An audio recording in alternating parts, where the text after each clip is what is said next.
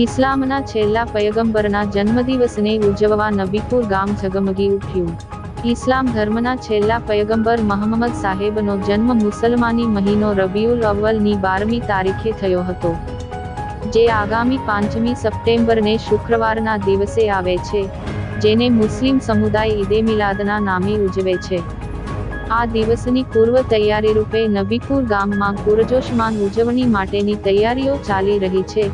ગામમાં તમામ ધાર્મિક સ્થાનો, તમામ મુખ્ય માર્ગો, શેરી મહોલ્લાઓ, મકાનો અને જ્યાં જુઓ ત્યાં રંગબેરંગી લાઇટોથી શણગારી જન્મ દિવસના સ્વાગતની તૈયારીઓ થઈ રહી છે.